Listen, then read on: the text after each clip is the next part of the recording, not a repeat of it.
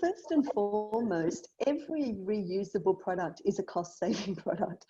So I think that, you know, one of the, you're speaking to it as well, that disposable pads typically necessitate monthly expenditure. That's just a reality, you know, every month, whether it's 50, 60, 70 rupees in India. I mean, it's different prices around the world, but, you know, this adds up. So a reusable product is definitely, over the long term, even the upfront costs will be more, actually, because they're consumer durables. They're not, you know, like fast moving consumer goods. So they do have a different price point, because it's like a cloth pad, for example, than a disposable pad in that sense. Then I think that what we've really sort of been finding, you know, an interesting challenge at Eco Femme is to try to not have cost be a barrier for any girl or woman or menstruator to have access to the pads. And obviously in a country like India, we have such a range of socioeconomic conditions.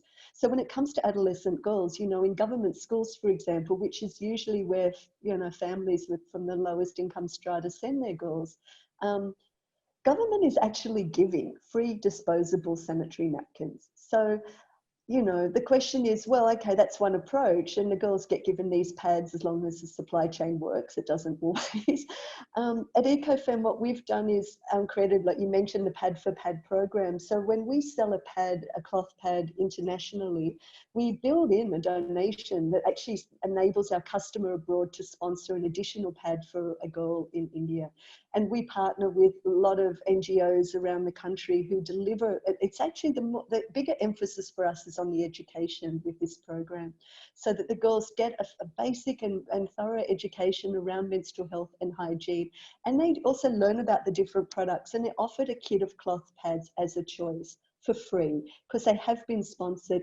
And of course, nobody can sell a girl a cloth pad, especially when the government's giving them a free disposable pad. So that's sort of one program. I'm not saying these programs address the whole spectrum of what is involved in period poverty, but I'm just speaking to our attempt, I think, to try to provide some affordable access. For women, we have a Pads for Sisters program, which enables us to provide subsidized pads. So again, again, bearing in mind that most of these women, even in rural and low-income areas, are now buying disposable pads every month.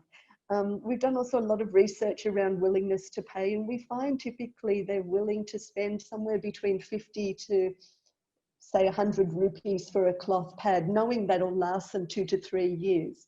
And so actually, again, if you do the math, you could say that a kit of cloth pads for rural women, it might cost her like, I don't know, 300-400 rupees. And that's all she'll need to spend for the next 3 years. Whereas if she's buying disposable pads, she's spending, you know, maybe 500-600 rupees. I need to do the math. I'm not very good on numbers, but, you know, this is every year. So there's an inherent cost saving. So yeah, it's a big question. I think again, it's a conversation around capacity and willingness to pay. I'm not a big fan of charity programs in general, but at the same time, I think we have to recognize that there are different capacities around economically, and, you know, to try to really figure out solutions that are fair and accessible and affordable.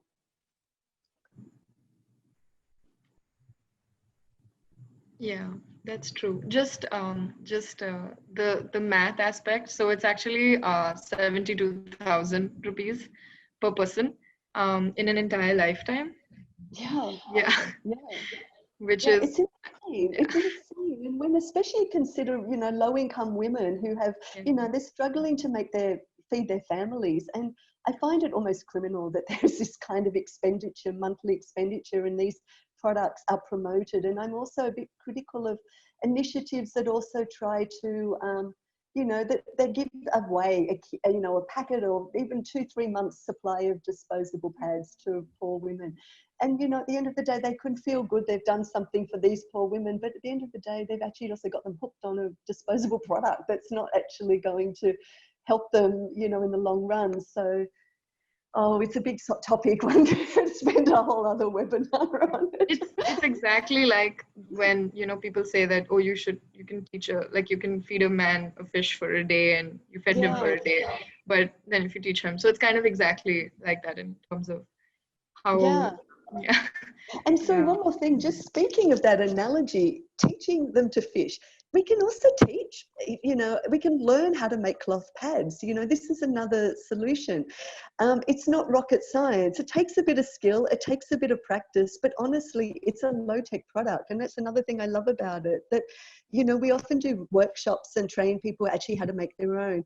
I think in general, it doesn't stand alone as a strategy, because you really want to make sure that at the end of the day, women will get usable pads. And sometimes when they stitch themselves, unless they're good at stitching, the result may not be that fantastic, but still it is doable. And, I've seen through lockdown, more and more women just, took the materials they had lying around and just went ahead and made their own cloth pad. And necessity was the mother of invention. And cool, why not?